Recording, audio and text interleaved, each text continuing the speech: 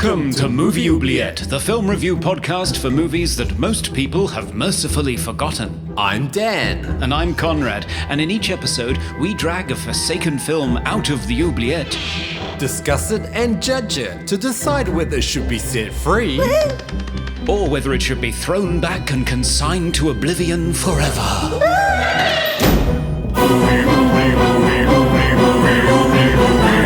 We review the films others tend to forget. Come with us and open up the Movie Oubliette. Hello everyone and welcome to Movie Oubliette, episode 163, the continental spanning podcast, with me, Dan, gorging my face with loquats in Melbourne, Australia. Oh, and me, Conrad, selling off old oubliette movies on eBay in Cambridge, UK. In this podcast, we deliberate over forgotten genre films, sci-fi, horror, and fantasy, because we love meeting people trapped in time, don't we, Conrad? Hello. We do, yes. Different ages.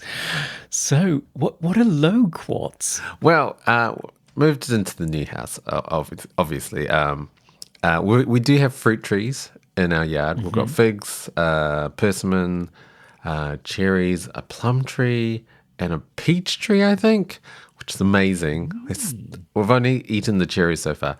But our next door neighbour has what is called a loquat tree. It's a fruit I was not aware of until we moved in. I think it's originally from China, but it's this really kind of small, round, yellow fruit. It's got really large seeds, and it kind of tastes like a pear mixed with like a feijoa. But yes, the tree overhanging our fence is just like laden with them, and we've just been eating them, and I'm sure they don't mind because the tree is full. It is completely like drooping with fruit.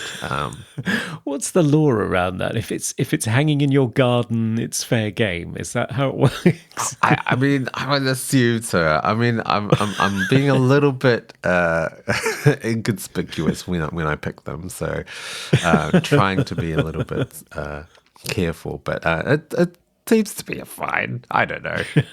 But meanwhile, you've been selling movies? I have, yes. I finally realised that I have an overflowing cupboard of oubliette movies, including all the ones we've covered in the past, right the way back to Society, and including ones that we've thrown back. And I looked at them and thought, I'm never going to watch that again. So I've been putting them on eBay, and surprisingly, physical media is selling, which I didn't think it did. But somebody told me it's a thing now. Yeah, people want it. It's only because streaming platforms don't have everything, and especially the movies that we cover. Like, it's quite hard-pressed finding them on streaming. Or, it would be on a platform for a limited time, and then it's off and you can never watch it anywhere. So, especially old movies as well, which is very apt for this episode. But people are getting back into physical media.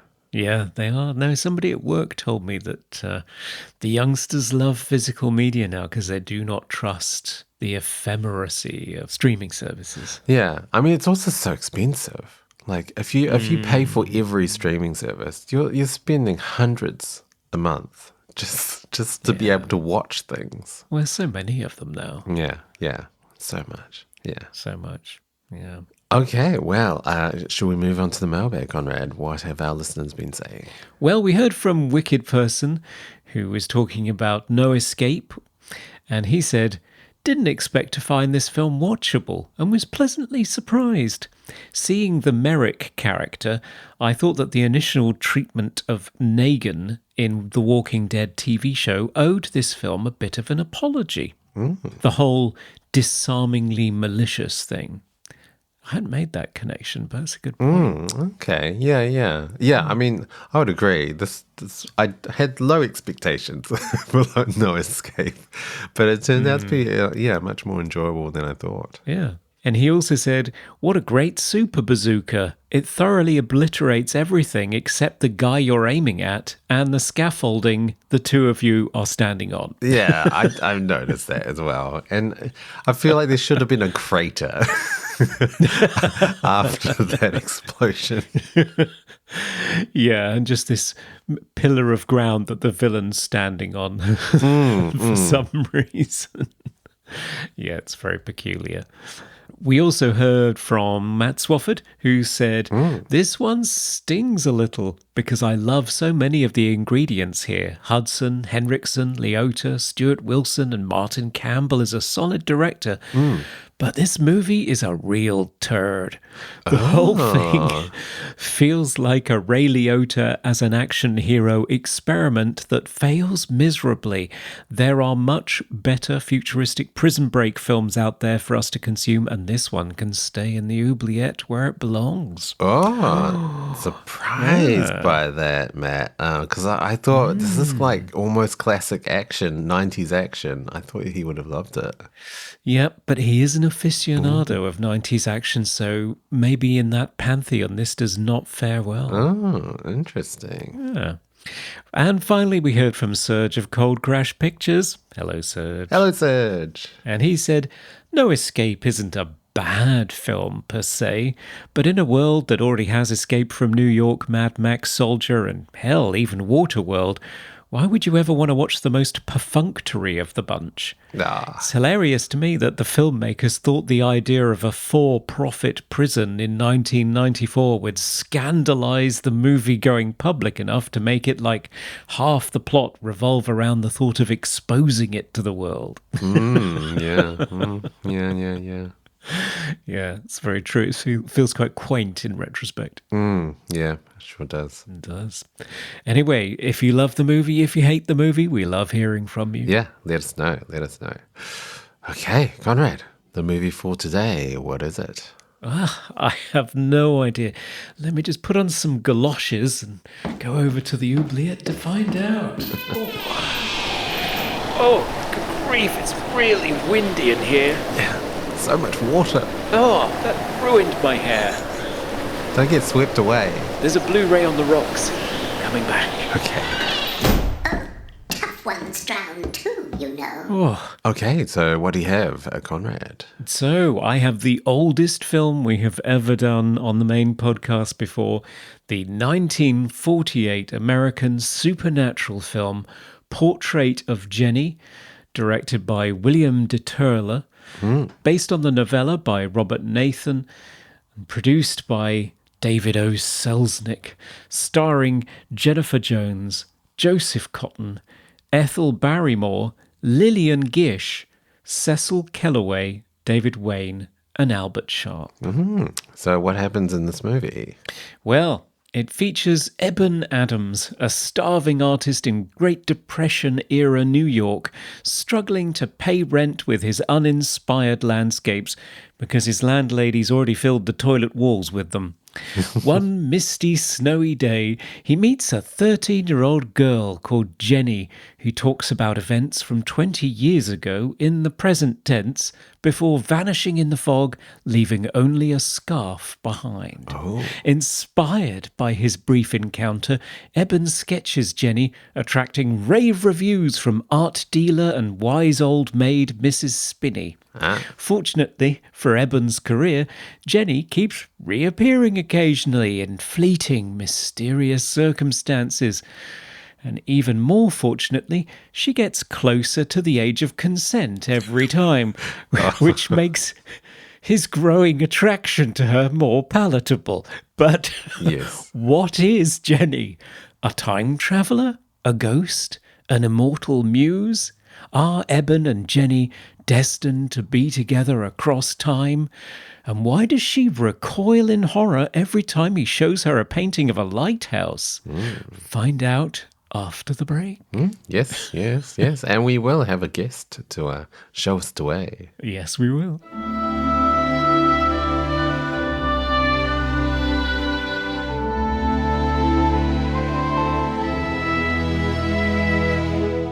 Joining us today is a writer, actor, and producer, co-host of the film podcast Don't Be Crazy, and aficionado of classic films featuring supernatural paintings, Amanda Jane Stern. Hello. Hey. Hello. You know what? This is not my only 1940s film that I've covered about supernatural paintings. Yes.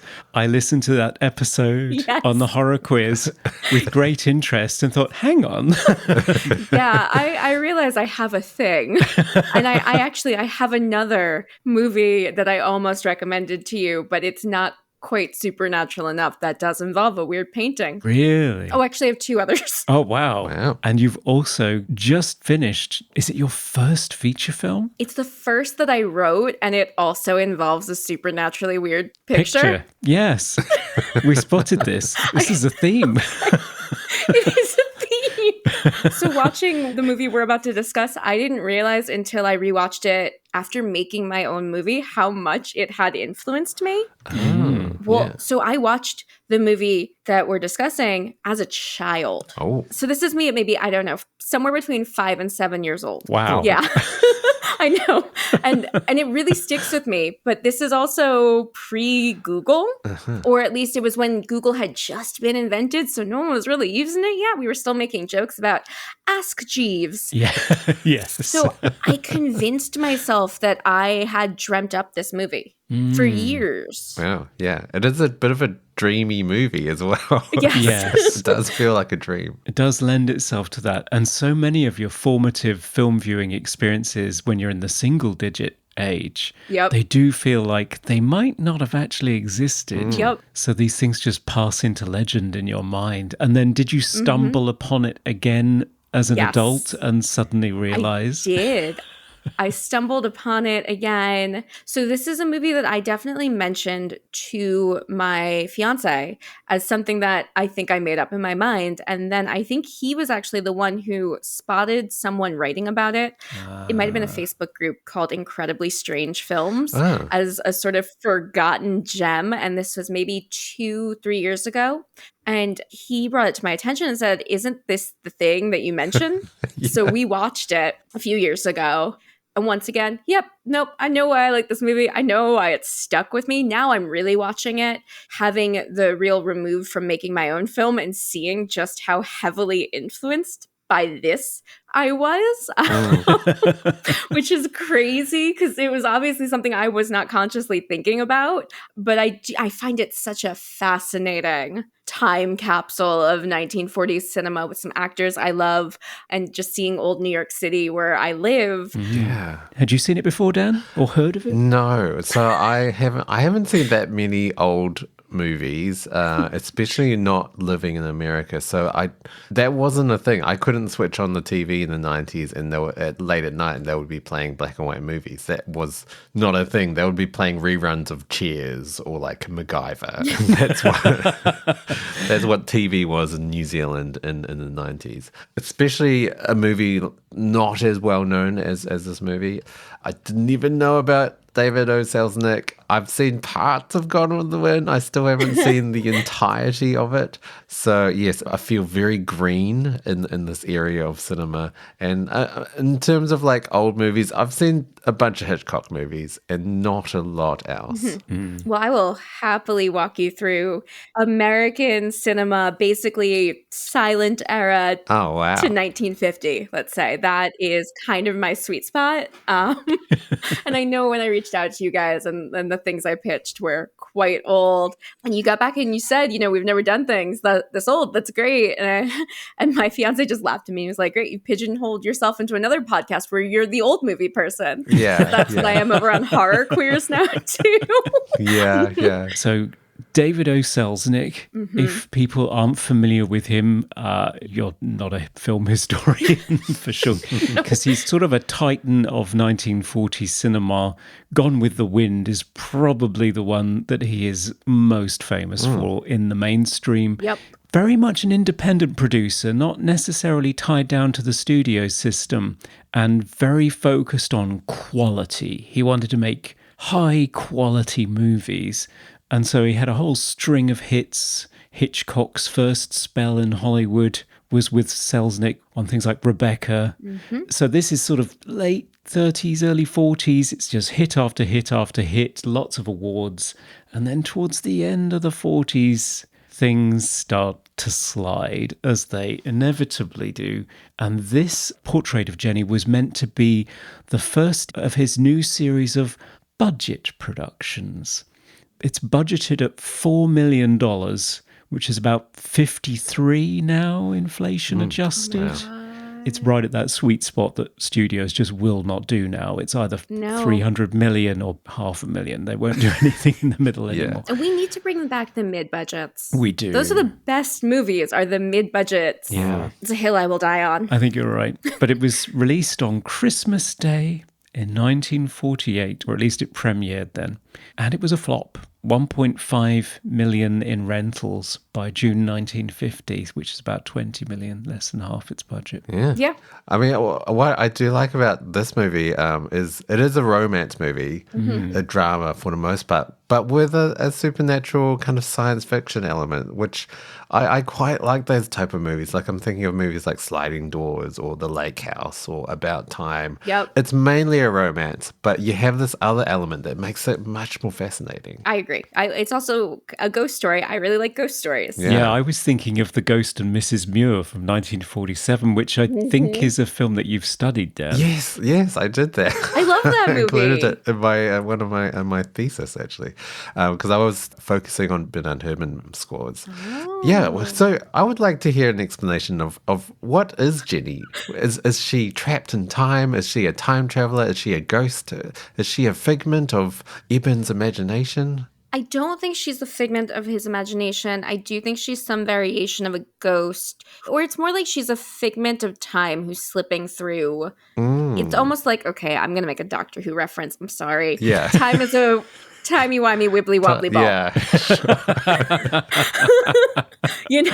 And it's like different timelines are constantly threading together, which is literally what they say in this movie. And that somehow different versions of her throughout her life are slipping through her timeline into Eben's timeline. Yeah, because I questioned that as well, because he, at one point, he tries to investigate like what happened to her and trying to find out if she's still alive or to find out where she is, that he could meet her in his timeline, I guess. And there's a point where he finds some letters that are read out to him, but the letters never mention him. So I actually question whether he was actually even part of her life. Well, it's almost like that version of her that wrote those letters is from his timeline, and the version of her that he's meeting is from a different timeline. So it's like there are different versions of her existing in tandem. And I think what kind of broke this space-time whatever is that he painted that lighthouse when the actual storm that killed her happened. Is what I think started this. I mean, the whole movie starts in the sky, so maybe it is some sort of cosmic Earth, Mother Nature storm thingy. That's the smartest answer I currently have. But I do think that it is kind of this idea of, I guess, water is, rebirth and renewal. And so it's almost like the water is plucking her out of one timeline and bringing her into his, but that version of her is not the one who wrote those letters. Right. So it's like, it's a multiverse situation. Yes. In 1948. The original. That's crazy. Yeah. Wow. The original multiverse. Yeah. Whoa. It's quite early for a science fiction concept that complex in a mainstream motion picture. Yeah, and that might be why it did not do well.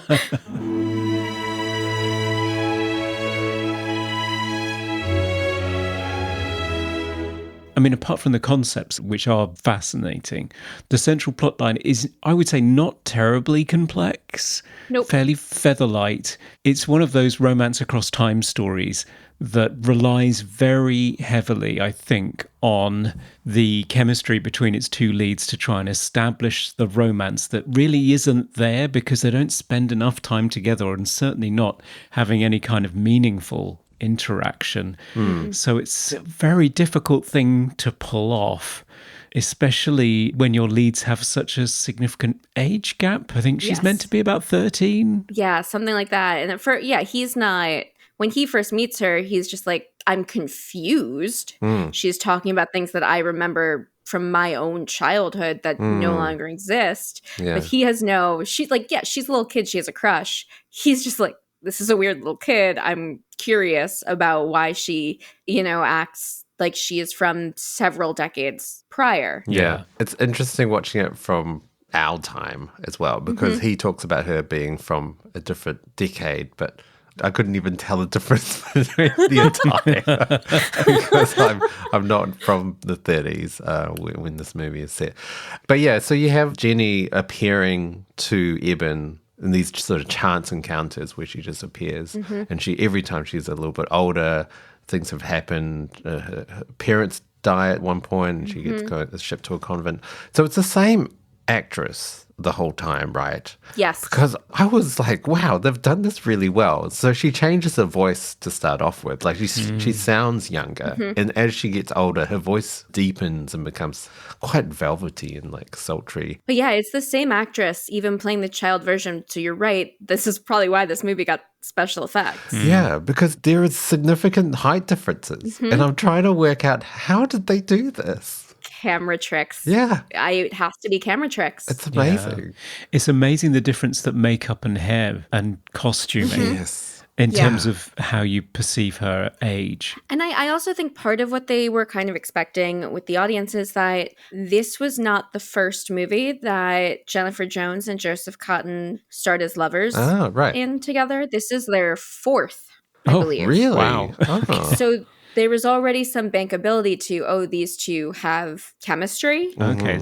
So it's like the Meg Ryan and Tom Hanks of their era. Right. Yeah. Well, yeah, so you get them. You also get Gene Tierney and Vincent Price. They have a trilogy together. They do Laura. They have Leave Her to Heaven and Dragonwyck. Another reason that David O. Selznick chose Joseph Cotton to play the male lead here is because Jennifer Jones was his girlfriend at the time. So he optioned this book to be a vehicle for her. And he chose Joseph Cotton because Joseph was a really, really good friend of both of theirs. And he also knew that Joseph was a married man and not the kind of guy who was going to try anything with anyone on set, that he was actually like a stand-up guy, Right. And that she was safe with him.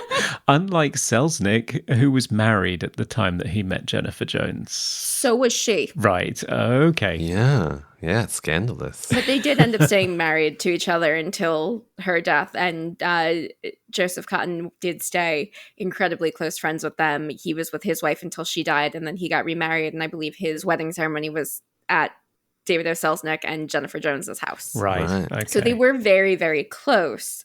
And it's interesting to think of because in some ways, I think the Joseph Cotton character is almost a little underwritten. We don't know much of his. We actually learn all of her backstory. We don't get any of his to find out why this romance would happen to him. Sure. Yeah. And I like Joseph Cotton, just like all the women who are thirsting after him in this movie. And they are thirsting. Don't get me wrong. I get it. He's hot. I always enjoy him in a performance. He's in Citizen Kane. He's in The Third Man. Yeah, he did a lot with Orson Welles. He's fantastic. Right. Yes. Yeah, that's a good point, actually. They seem to be overcompensating for Jennie because her screen time is so small. So you have to build a story around her, whereas he's just a starving artist who becomes inspired and also enraptured. But who else is he? That's all we know. Yeah. We don't actually know anything about him. That's very true. Yeah. I wanted to pose a question. Would you categorize Jennie as almost like a pixie dream girl? Does she exist for anything other than enabling his success? No, yeah, that's true. Yeah. Because she's already dead. But then I guess, if you flip that, isn't the ghost in The Ghost of Mrs. Muir just that? Yeah. Yeah, because I do feel like she has this sort of infatuation with Eben immediately. Which makes sense. She's a kid and he's hot. Yeah. I would look at Joseph Cotton and think, absolutely, yeah. I do look at Joseph Cotton and I think, absolutely, yeah. Yeah. So I get it, I do. Because I do find in a lot of comedies of the 90s and 2000s where the girl is just immediately obsessed with the guy, and the guy is often down on his luck, often uninspired, and just trying to figure out life. And it does feel kind of the same in this movie. And and he changes because of her. But you have to also think that there is some depth given to her in the fact that everyone who knew her talks about how she had these big, sad eyes, and she had this almost fatalistic outlook on life that she just knew hers was not going anywhere and that she would literally be forgotten. And so in some ways, her coming back as a ghost is maybe her own spirit, like pushing through and finding someone who can immortalize her. Yeah, sure. That it's not about him, it's about her living on, even though she doesn't get to. And it's also about her finding her one true love. Yes. There's this conversation in the film about, is it the case that there are all kinds of true loves out there in different time periods who have just not met and are meant to be together, and you could fall in love with all kinds of people from different time periods? And she replies, no, there's just one. This is it. This is the big one. It's a love for the ages. So I think she's also yearned for that all of her life. I think she talks about that in her letter, that she's not found that one person that sets her whole world aflame and gives her purpose. So she seems to define herself in those terms. And then as soon as she finds him, it's all about that. There's not much else about her, really. Which is also a very youthful worldview. Yeah. Because she is still so young when she dies. Yeah, she is. Which I find those so interesting to think about, just because I am a woman and I grew up watching a lot of these kinds of romances.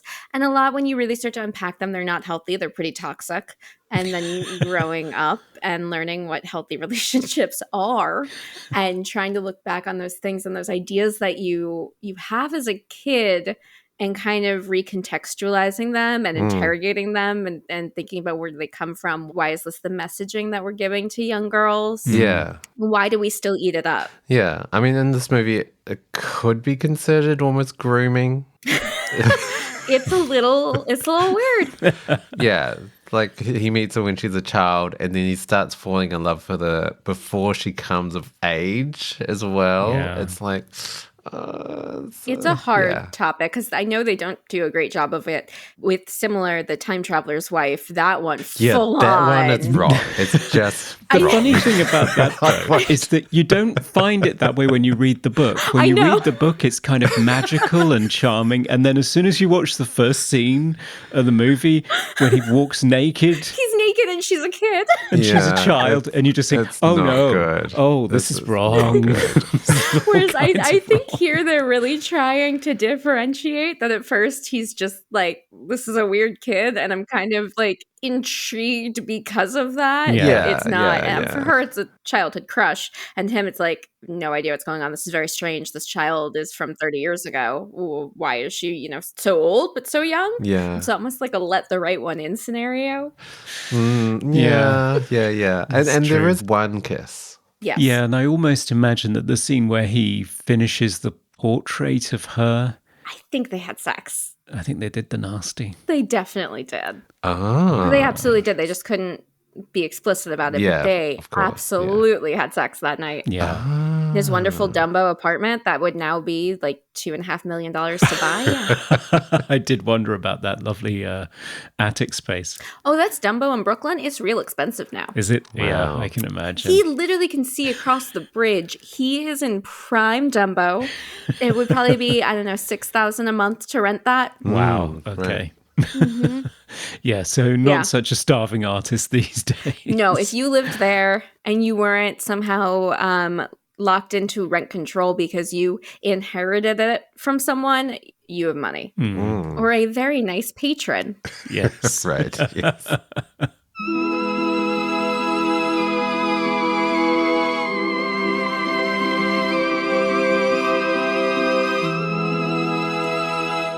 One thing I love about watching old movies as well is it's a real snapshot of history, especially in this movie of New York.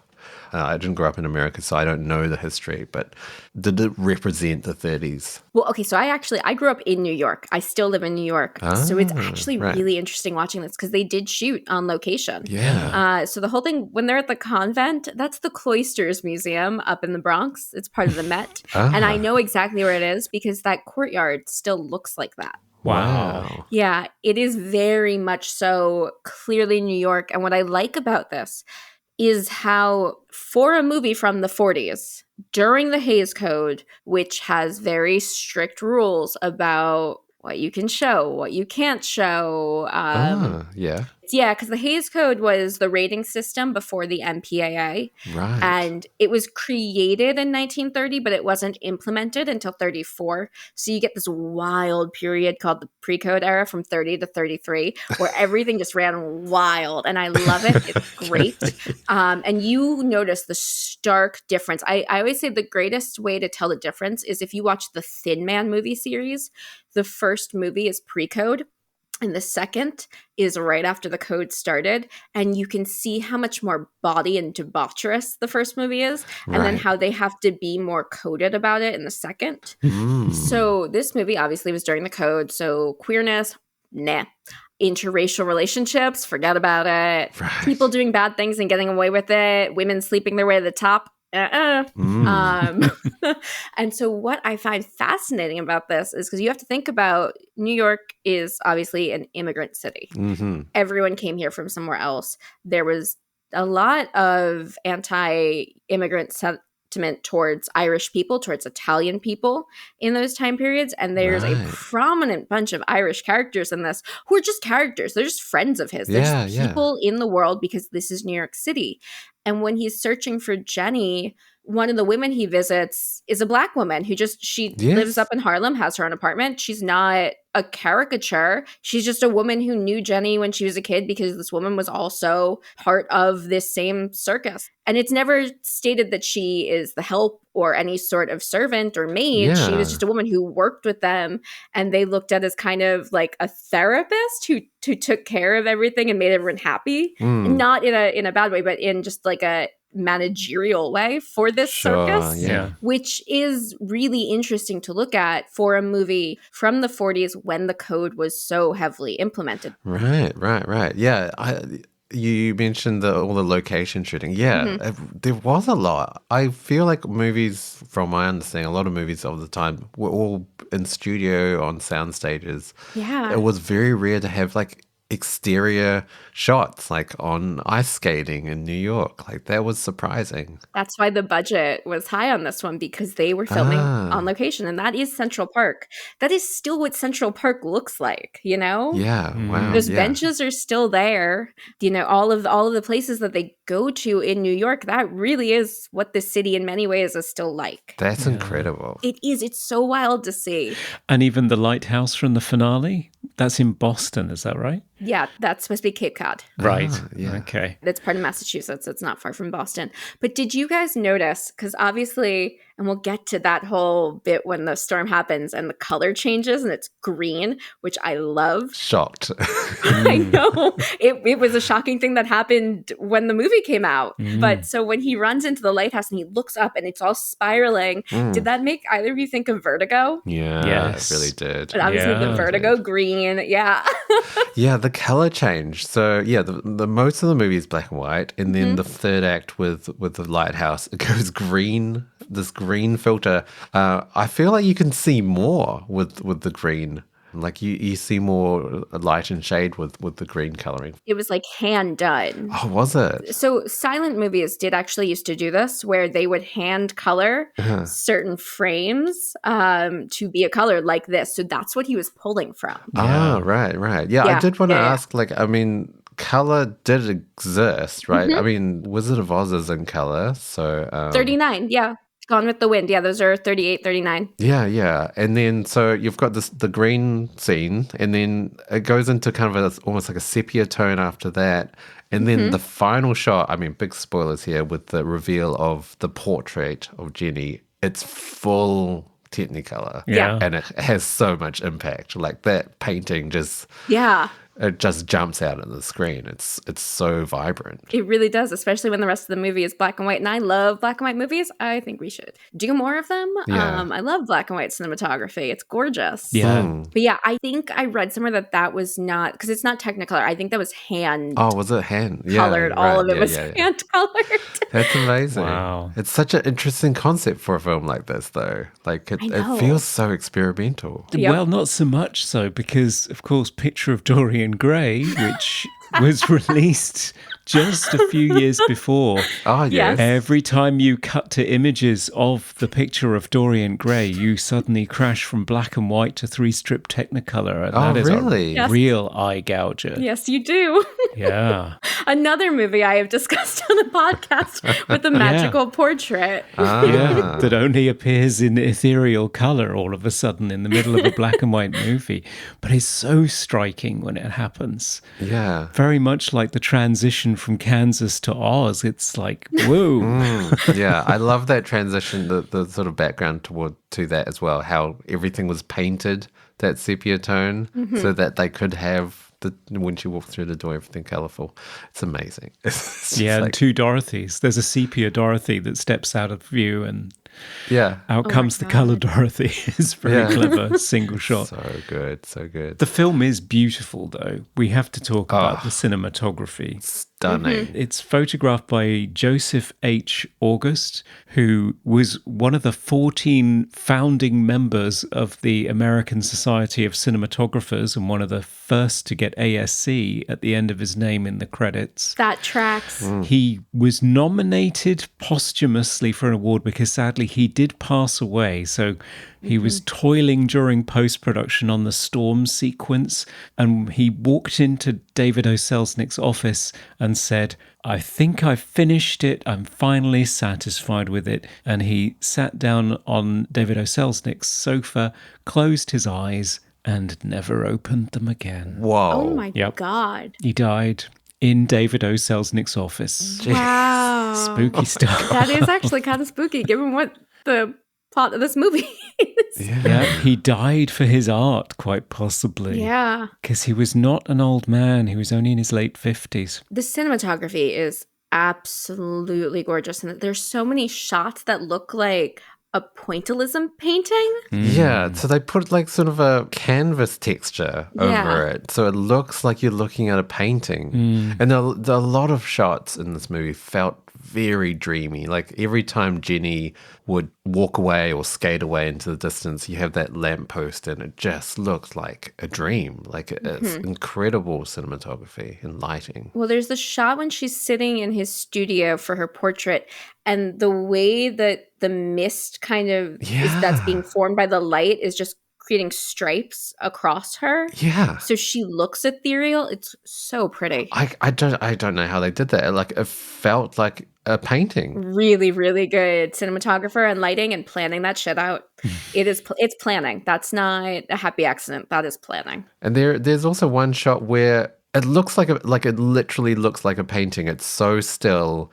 I question whether it was a painting where she falls asleep and it's just like this shot of her with her eyes closed. It's quite dreamy. It's quite ethereal. Yeah, it's striking as well. He's worried that she has died, I think. Right, yeah. It was a moment of true sort of uncanny horror. Well, it's also how the cinematographer died. Yeah, of course. Oh, Indeed. wow, He just closed his eyes. Just closed his eyes and went, yeah. So it makes you wonder whether, she's there sort of, I keep bringing it up, like a muse like Olivia Newton-John on her roller skates in Xanadu. She's just there to inspire this one piece of great art. Right. And as soon as it's done, she's spent or something and she's gone and the moment's lost. Right. It's like time is pulling her back into her own life. Yeah. It's really creepy and strange and unsettling, that moment. It really is. I mean, the whole film was a really interesting watch for me because it wasn't your stock standard feeling of here's a plot and here are some characters, which it is still, but it is quite sort of self-reflective and almost like existentialism and themes of destiny and grief and loss and love. There's a lot of complex themes going on as well. Like it is quite pondering. I really wonder if Mike Flanagan has seen this movie, because there's definitely a lot of. Have either of you seen Haunting of Hill House? That speech at the end that Nell makes about confetti. There's a lot of very similar ideas in that feel like they're being pulled from basically the thesis of this movie. Yeah. So Mike Flanagan, if you listen to this podcast, let me know. Have you seen Portrait of Jennie? Yeah, because I was surprised to see that amount of thought in sort of interesting themes in a movie like this. And even there's a part where Eben talks about how, like, why does he deserve this success? Like, there's like imposter syndrome going on as well. It's like, wow, I didn't think people were thinking about that back then. It's quite the profound movie. I'm not sure whether it really coalesces around a single thesis necessarily. It just No. There's a lot of things sort of hanging in the air, and I do wonder whether that has something to do with David O. Selznick's micromanaging and also his own changing mind. But I think he went through numerous screenwriters trying to adapt this novella that he'd bought the rights to. And Joseph Cotton, in his autobiography, he remembers a moment when they were out filming one of the scenes on the lake and they turned around and suddenly saw the vision of David O. Selznick running across the ice shouting, "Stop, stop, I've reread the novel and I understand it now." Oh boy. Okay. Oh, David. Yeah, so I'm not sure that they ever really settled on exactly What it was. Yeah, what exactly it was. So the end result feels almost beyond your comprehension, just as much ethereal as the tone that it creates. Ponderous. Yeah, it's not quite intentional. I think it's just muddled. Right. He bought it to be a vehicle for his girlfriend. Like, this is the thing. Yeah. It is very much a vanity project, but a vanity project for your partner rather than yourself. So I guess that's quite nice. Yeah. A lot of movies, in the older movies, like the producer seems much more important than the director, because we haven't even mentioned the director, William Dieterle. Yeah, no. A lot of times they were directors for hire. This was not the auteur world that we know of today. There definitely were. You know, you get Hitchcock, Sure. obviously, who had his own mark. But yeah, when the studio system was around, it wasn't the director being the be-all, end-all. It wasn't their vision, their voice. It was the producers making these movies. And they were directors for hire, bringing them on and churning out movie after movie after movie. Right. Yeah, so on The Wizard of Oz, I think there are about 4 different directors in the final analysis because they would just fire them if it wasn't going well. They were very much technicians. Right. Yeah, there were directors who broke through this. You get Ida Lupino, because she worked outside of the studio system doing her own independent stuff, and she created a name for herself as a director. Hitchcock, of course. But yeah, by far and large, it's the producers' names that you know. Yeah. And you know a lot of the writers' names, but you don't know the directors' names. No. Yeah. Selznick was quoted as saying, "My conception of the producer's role is similar to being the conductor of an orchestra, and I'm a perfectionist." Right. Yeah. Right. And his micromanaging was legendary. For this film, he hired a line producer called David Hempstead to oversee the production on location in New York, but he bombarded him with so many telegram demands during every waking hour of the day that he fell off the wagon and turned to drink. And so Selznick had to fly out there and take over himself. Right. Yeah, I don't think he was a fun man to work with. No, I don't think he was. No. And Hitchcock certainly famously did not get on very well with him. Oh, yeah, he produced some great movies, but he was an asshole. Right. Yeah. Wow. Yeah. Yeah, that was 2 big personalities in one room. Yeah, because it's not like Hitchcock was the nicest guy to work with either. No, quite. Nope. Now it's time for Random Trivia. Okay, Dan, what fascinating piece of trivia did you find tripping across time today? Yes. So we've talked about David O. Selznick and how he also produced Gone with the Wind. But did you know that Gone with the Wind was cheaper than Portrait of Jennie? Wow. So Gone with the Wind cost $3.85 million. Jennie cost $4.041 million. Wow. Which I find, I mean, there's a good, like, almost 10-year gap Yes. between them. So there's inflation going on there as well. But, I mean, Gone with the Wind is an epic. Massive. Yeah, Wow. I did not know that. that's impressive, yeah. Because all I remember about Gone with the Wind is just how epic it is. Oh, it's huge. I mean, how long is that movie as well? It's 2 VHS tapes. Yeah. Yeah. That's what I remember. Yeah. Yes, 4 platters of Laserdisc. And that's our trivia. Yes, yes.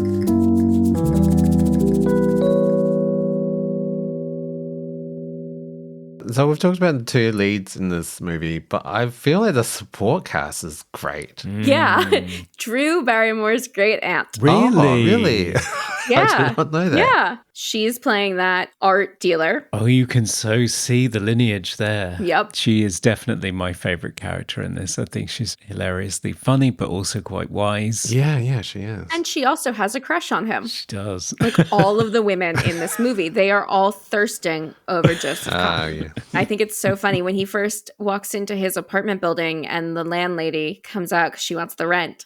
And there's a woman who's visiting her, a friend, who is like, he's an artist, right? Does he paint portraits? People in... And the landlady just stops her because she knows it's going to like, does he paint naked people? Will he paint me naked? Oh. But obviously they can't say that, but that's very much where it's going. The lady's like, no. No. Don't even ask that. Yeah, I think the quote is, no, he doesn't paint people in the. It doesn't say Yep, the word. in the. And then you have Lillian Gish playing the nun. Yes, none other than the star of D.W. Griffith's Birth of a Nation and Intolerance. Most disgusting garbage movies. Yeah. Fuck him. There are some really touching moments in this movie with the support cast as well. Like, you've got his friend, his Irish friend, Gus, who's quite hilarious. He's always saying quotes from his mother. And when Eben is trying to investigate Jenny and he meets up with the guy that works at the theatre, the old guy, he's trying to remember, and he's trying to remember things in order. And he's like, no, just tell me what happened to this Appleton. He's like, no, I have to remember it order, otherwise I'll forget. It's just like a great scene. So this is something I have noticed about older movies that I really love that I wish would come back. These side characters who are given such personalities. Yeah. It doesn't even have to be the best of the old movies. It's just the side characters get their own internal lives, and it's so fascinating. And this movie does that too. You have the woman who knew Jenny when she was a kid. You have the doorman at the Rialto Theater who used to be a song and dance man when it was the more circusy, or I guess it would have been the vaudeville theater, who, he's such a character. Even the cop before him who sends Eben to that guy is like, sure, I know what you're talking about. Yeah. In whatever accent that was supposed to be. I don't even know what I was going for there.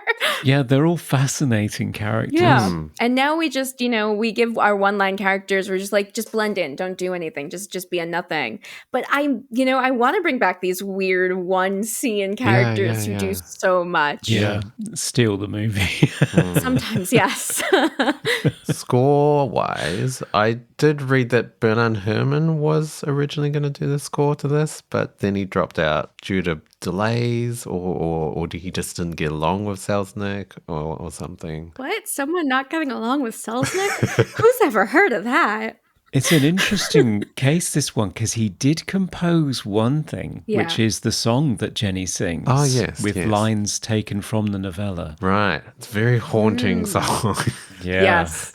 It's definitely playing with elements of the Gothic romance and I'm a big fan of the Gothic, so it's replacing the Moors with Central Park. Yeah. I've never seen anything that makes Central Park and a bench and the skating rink look as haunting and misty as the Moors look. Yeah. No, eventually the job went to Dmitry Tiomkin. This is a name I've only ever read and not heard said out loud, so I'm probably pronouncing it incorrectly.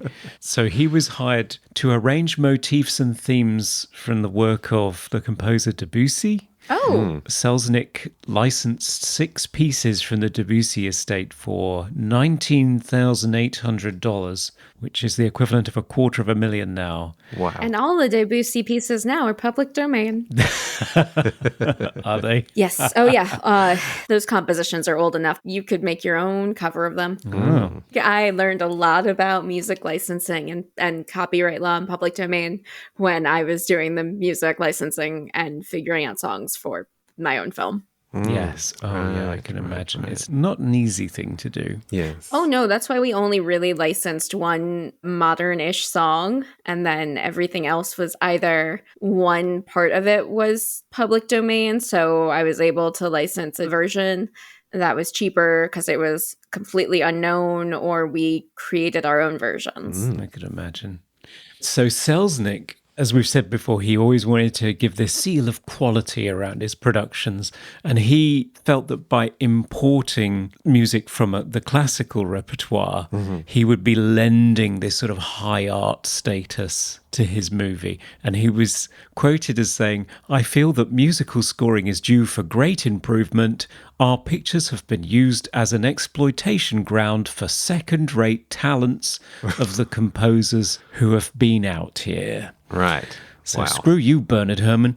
So he really had a lot of ideas about what he wanted, is what I'm hearing. Yeah, big shocker. But the irony is that Dmitri Tiomkin took Debussy's work and used it to create a score. Yes. They are not just needle dropping in this movie. So they kind of butcher the Debussy and turn it into a film score. So it Yes. sort of undermines the whole premise of exactly what Selznick was trying to do in the first place. Yeah. And look, I do understand the inclination to use older music in this movie. I would too, because you are playing with timelines. So you do want it to feel kind of not of this world and not of this time. Yeah, I mean, I would agree with using old music. I'm thinking of the movie Brief Encounter from 1945, which uses, it's just, is it Korsakov? I can't remember. And it's Rachmaninoff, Rachmaninoff, that's right. Which they also use in the 7-Year Itch really well. Yeah, and I do feel like it feels timeless because of that music. Yeah. I really enjoyed the cue for Jennie. Like every time she appears, there's this kind of chromatic, Yeah. descending, ascending, like really haunting cue. It's amazing. It really characterizes her in music form. But I do feel with this kind of 40s golden age of cinema, music seems to just be playing. And I don't know, there's so much music in this movie. It's all through it. And in scenes where I just don't know what the purpose of it is, like it doesn't seem to match the tone. It's just there. There is actually a critic from when this movie came out who commented on that. He was just like, well, I guess they had such a flimsy idea. They just decided to buoy it with wall-to-wall sound. Yeah. What's the plot? Who knows? It's loud. Yeah. I mean, I know it's a different age of cinema. The scores work differently. And I do notice a lot of Hitchcock movies where music is so loud and it's just always there. But yeah, in this movie, it just seems to not really help the scenes. You also have to remember that some of it is how it's been remixed for our modern televisions. Oh, okay. That definitely plays a factor into how we're hearing things. But you are right about this one. It is a bit loud. It isn't always actually doing anything to bolster the movie. Yeah, especially when you have some of the sort of less serious conversations and you've got this very quite tense or serious music under it that doesn't, I just don't know why is it here? Why is it, I don't know. Is this just a leftover from sort of the stage show aspect of transitioning to film where they have to have this sort of incidental music all the time? No, because they didn't have to have, and there are definitely a lot of movies that don't. I think they were going okay. for a very ethereal dreaminess throughout the entirety of this, and I just don't know that it fully succeeds, is really what happened here. Okay. Yeah. Interesting. Yeah. Because, I mean, I wouldn't say the music was bad, and there are some scenes where I love it. Yeah. And especially all the sort of romantic scenes. There are scenes where silence would have been better, and I think that was kind of just this movie thing. Right. Okay. It just it doesn't Yeah. exemplify every movie made in the 40s. Sure. No. Okay. Yeah. The other thing to mention about the music is David O. Selznick wanted to have a title theme tune. He felt that there was strong marketing potential to take a cue from Debussy and turn it into a popular song. Well, at the time that would have been swing or jazz, but the Debussy estate just nixed that idea. It's like, you are not Yeah, no shit. bastardizing You Debussy. can do that now. Oh, yeah. Right. Yeah. But yeah, they definitely did not want that to happen. Meanwhile, a song called Portrait of Jennie, written by J. Russell Robinson with lyrics by Gordon Burge, emerged around the same time, which I think was actually devoted to Jennifer Jones, not necessarily connected to the film. Oh, okay. That's Not weird. Yeah. And that emerged around the same time, and they offered it to David O. Selznick, and he did not care for it, and he even tried to sue. Okay. Dude, you don't own the rights to that title. You just own the rights to make a movie out of the book. Not what he was shouting at his lawyers down the phone, unfortunately. Oh, boy. So it didn't work. It came out, and it became hugely popular because Nat King Cole sang a version of it, and it's since become a jazz standard. So whereas Selznick was going for making his film sort of eternal and immortal high art, because the whole theme of this movie is that, you know, art becomes eternal when it's really great, and that Jennie will achieve immortality through this artwork. He thought his film would by just shoving in some Debussy. And the film is largely forgotten. Yep. And Nat King Cole's song lives on. Yeah, sure. Coming to you live from the Movie Oubliette Theatre, it's the prestigious Mobley Awards. Oh yes, Mobley Awards time. It's where we nominate our favourite New York skyline backdrop parts of the film in a number of lost in time romantic categories. Best quote. Does he paint people in the? Yeah. Oh, it's great. You can almost hear the Hays Code beeping out the extra Exactly. words. Yeah. The what? What'd you say after that? No, just the. Just the. Yeah. The. What comes? I don't know. The. It's just the. Favourite quote for you, Conrad? My favourite quote came from my favourite character, Mrs. Spinney, who said, "Nobody knows more about love than an old maid." Yeah. Which I think could either be a very profound statement about how she has loved and lost and bears the battle scars, or she could just be telling Joseph Cotton, you know, if you sleep with me, you're in for a really good time. Oh my God. I found this movie incredibly profound with a lot of its dialogue, a lot of thought-provoking lines. There's one scene where Eben is at the gallery with Mrs. Spinney and Mr. Matthews, and they're commenting on his sketch of Jennie. And then Matthews says, "Do you know why I like it? There's a quality about the girl that reminds me of long ago, and there ought to be something timeless about a woman, something eternal. You can see it in all the great portraits of the past. They make you feel like you could meet these women anywhere and be inspired by them." And I love it. Yep. Central premise of the movie. Yeah. Best hair or costume. I like Kid Jennie's costumes. That first little 1910s little coat with the what is that thing called for your hand? It's not mittens, but it's the thing that you stick your hands through, and it's like a tube, and it's kind of fuzzy. Oh, yeah, I don't know what they're called. It's not a muffler. That's for I've got a feeling it's called a muff. Wow. Because it always sounds a bit dodgy, sticking your hands in your muff. yes, it does sound dodgy. But I like that little outfit. Kind of reminds me of the cartoon Anastasia. Oh, yes. She's wearing at the very beginning. Yeah. Yes. It is called a muff, a tube made of fur. Oh, Oh, it's wow. a muff. Great. Okay. That doesn't sound There you wrong go. at all. No. No.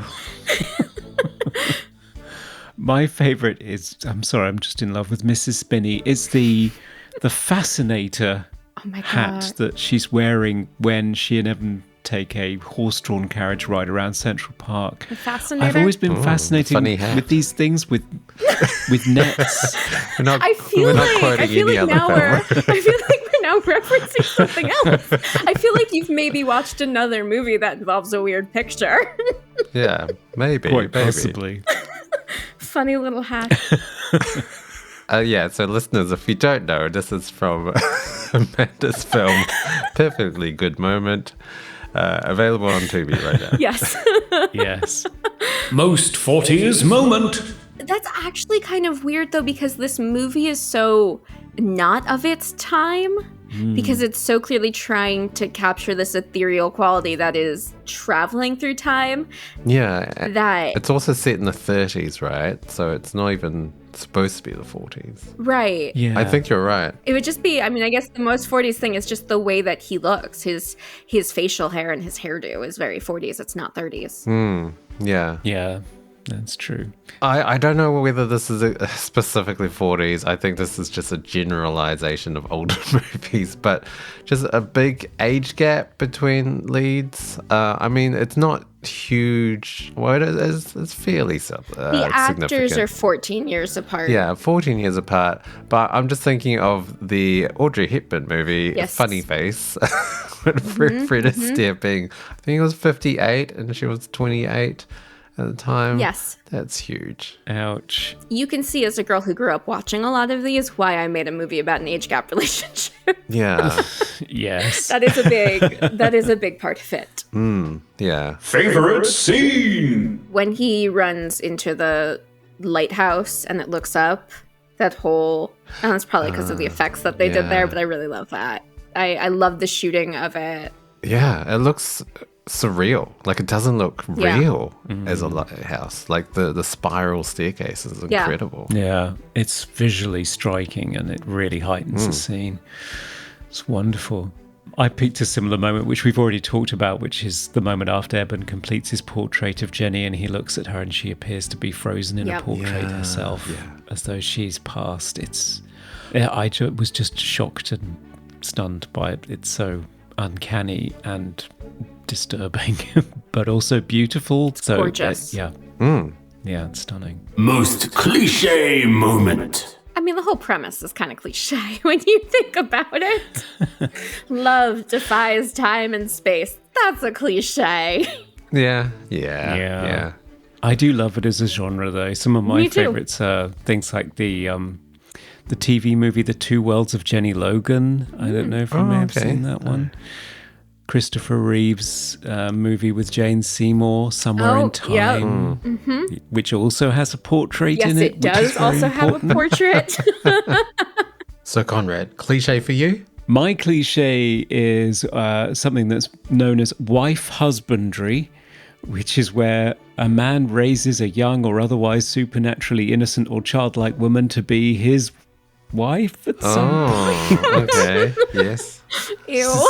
Disconcerting. Give us some examples. Fifth Element is a great example. Yes. Splash is a great example as well from my sort of film viewing heyday.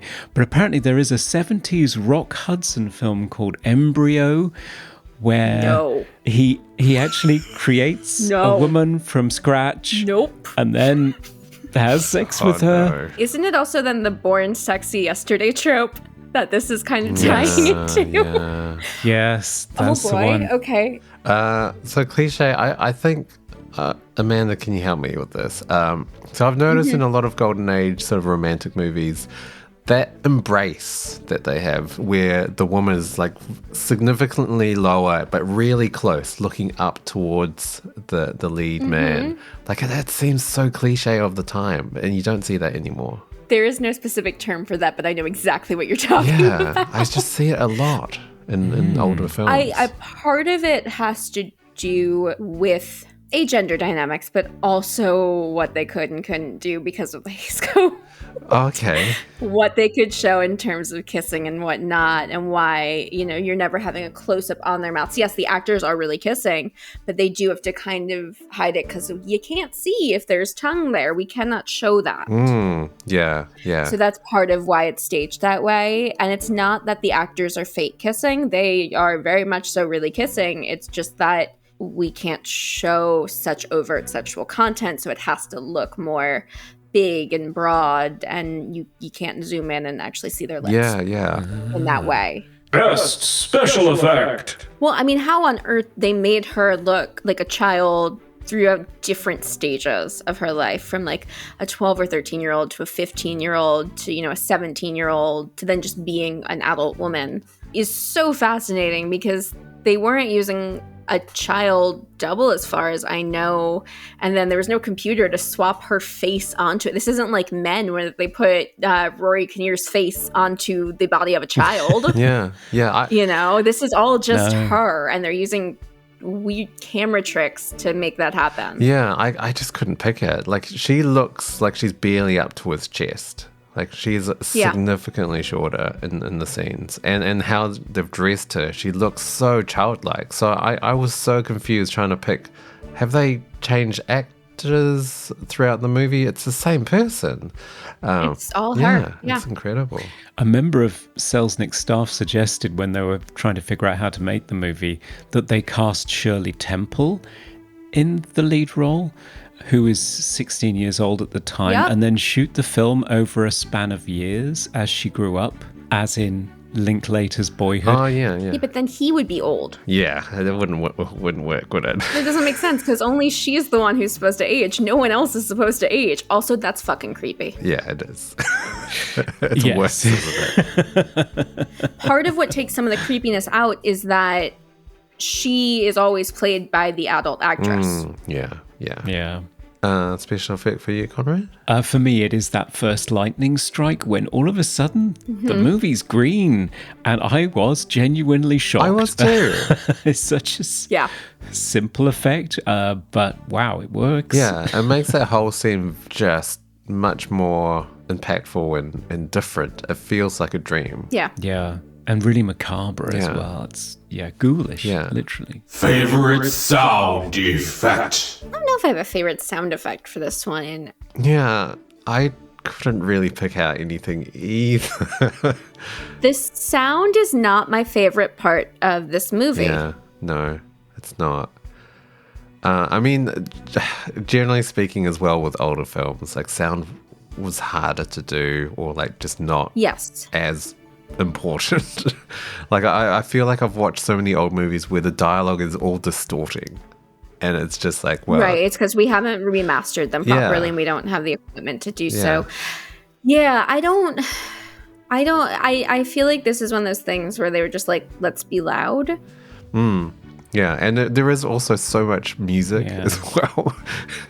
So you can't really hear the sound. Yeah. Was there anything you could pick out, Conrad? Well, I did like the choice of instrument for that cue that you really like, which is the cue, the piece you always hear whenever Jennie appears or disappears. And that's because it's using a Nova chord along with a solo I was violin. wondering what that was, because I thought maybe it's a theremin, but were theremins invented back then? But didn't sound too theremin-y. It did sound like a very vibrato-y violin, so yeah, I wasn't sure. Yeah, vibrato is the key there. It's a Nova chord, the world's first polyphonic synthesizer manufactured between 1939 and 1942. Wow, that's so cool. There you go. Most funniest moment? Easily. Everything okay? Sure. Is everything okay? Sure. What's wrong? No, nothing. Fine. Are you sure? Sure.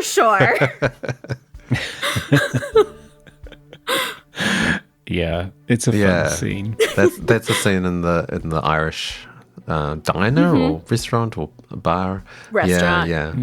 It's great. It is a great scene. It is. My favorite is one of those great side characters you talk about, Dan, the characters that they meet along the way. Is the old man. I'm not sure, is he related to the lighthouse? They meet him trying to find out about her death. Oh. And this lovely old character actor says, I remember because October the 4th's my birthday. And then suddenly he just points at the calendar and goes, today. All right. That's our movies. That's our Moobly Awards. I'm Mary Jo Peel, and you are listening to Movie Oubliette.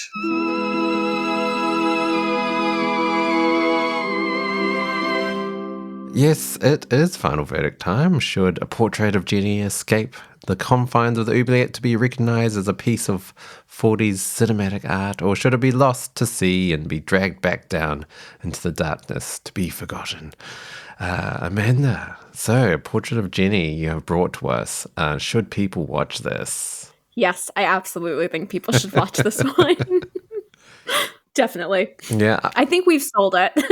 Yeah. I mean, I would agree. Like, I am shocked that this movie was made in 1948. There's so much sort of depth and complexity and experimental sort of filmmaking as well. It feels like a dream. Of course, there's some sort of questionable things that happen in the movie that don't really age so well. But I think on the whole, it's a pretty fascinating film to watch. And it's entertaining. The side characters make it really funny. Yeah, they do. Yeah. Yeah. So Conrad. But no, I would agree. I mean, it's the storyline itself is not the most complicated of things, and it does, as I said, it relies on a chemistry between the two leading actors that I'm not convinced is entirely there. You don't know a great deal about their characters either. You're just supposed to accept on faith that they are just destined to be together and the love to end all loves, which it sort of works, and I think it works because of the visuals. The movie is just stunning to look at. It really is quite spellbinding, and it's enlivened by a fabulous array of supporting characters and a good sense of humor.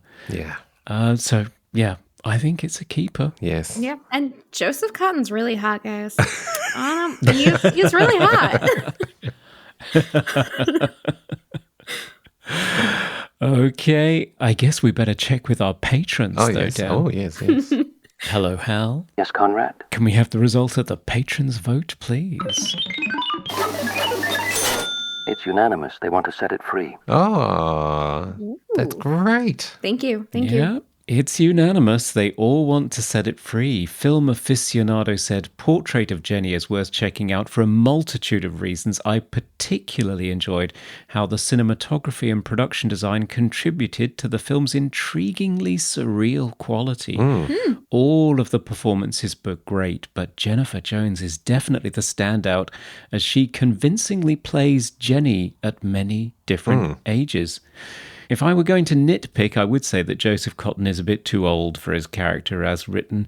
Nevertheless, the supernatural mystery romance was definitely ahead of its time and should be set free to be admired in a museum. Yeah.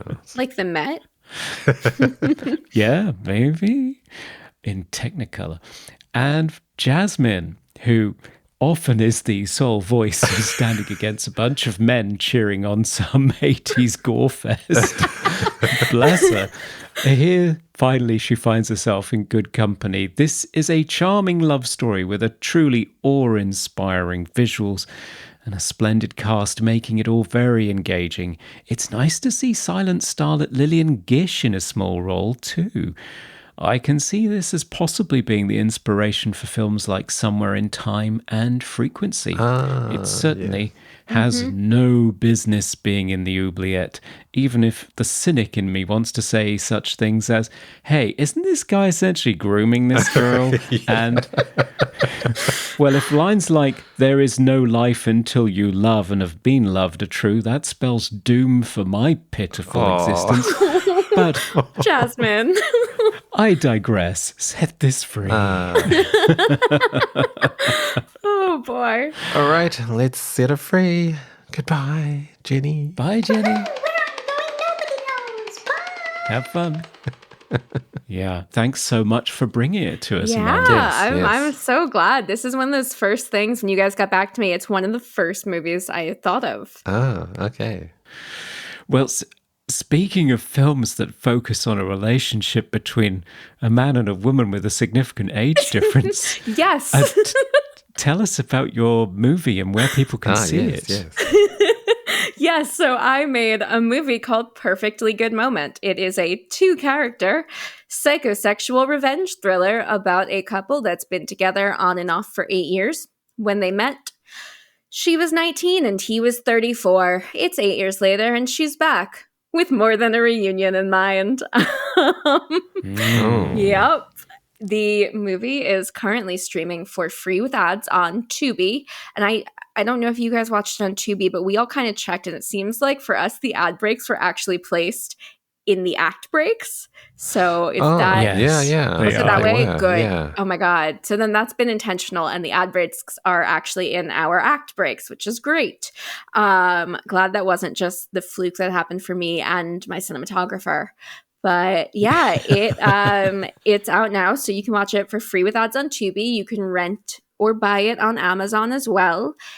As I said, it's 2-character revenge thriller, so if that's your jam, if you are a person who is pro sex scenes in movies, it's for you.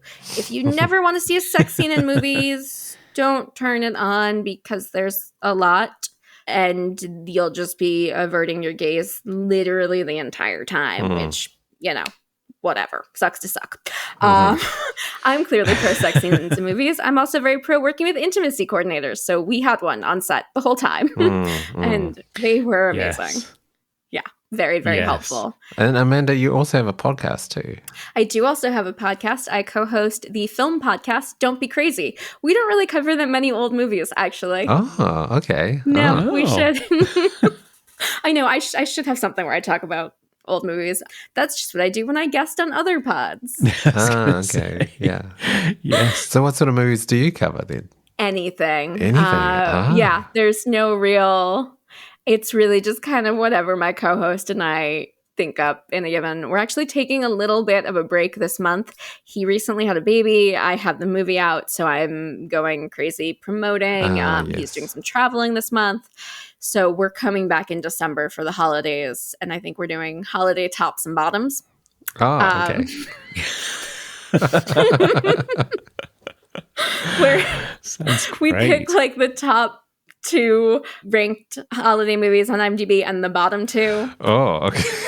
So tops and bottoms. But yes, the all of the punning there is intentional because obviously being the queer person on a podcast, there's a lot of punning on my side. So yeah, so that's what I think we're doing next month. And you can listen to that wherever you listen to podcasts. Great. Fantastic. Yeah, definitely will. Can't wait for the tops and bottoms. And yes, listeners, if you want to follow us, you can find us everywhere as Movie Oubliette, and you can email us as well at movie.oubliette@gmail.com. Yes, and if you want to support the show and keep us alive, then head on over to Patreon, where for as little as $1, you get extended portions of the show and the chance to nominate films for us to feature in future episodes. For $5, you get our exclusive minisodes and a chance to vote on the final verdict. And for $10, you can be an executive producer like Chazilla, Eddie Coulter, Isaac Sutton, Dr. Doggy, Serge Iconographer, Ryan A. Potter, and Evan Goodchild. Yes, thank you so much for the support. You can find our merchandise on Redbubble and our YouTube channel as well. And please, if you haven't already, give us a rating and review on whatever platform you're consuming us on. It does help us out a lot. It does. Okay, Conrad, now it's time to reveal the movie for next episode. Yeah, well, we'll be supporting the 40th anniversary of the release of this film from 1984, the American science fiction sequel, 2010, The Year We Make Contact. Yes, the sequel to 2001. This is going to be only the second sequel we've done on the podcast. Yeah, it's an interesting one. It's one of those, you'd call it a legacy sequel now, I guess. Yeah. There were a few years in between the two movies. There were, yeah. It features a great cast, though. Roy Scheider, John Lithgow, Helen Mirren, Bob Balaban, and Keir Dullea from the original. Ah, right. Yes. I have seen this movie. I don't remember it. So I'm keen to revisit it. Yeah, it should be fun. It's directed by Peter Hyams, who's made many an appearance in the Oubliette. We're looking forward to that. Yeah, me too. Big thank you to our guest today, Amanda Jane Stern. Yes. Thank you so much for joining us. This has been an absolute blast and so fun to go to an older movie or a film that, from an era we've never touched on before. Yeah, and a huge education for me as well. No, I had a blast. I love talking about old movies that I have a weird fondness for or love or just really think people should watch. And I have so many. Because again, I sit at home and make these lists. Yeah. Well, we'll get you back on again. For sure. We will. We'll tap into those lists. Okay, listeners, until next episode. Bye, everyone. Goodbye. Goodbye.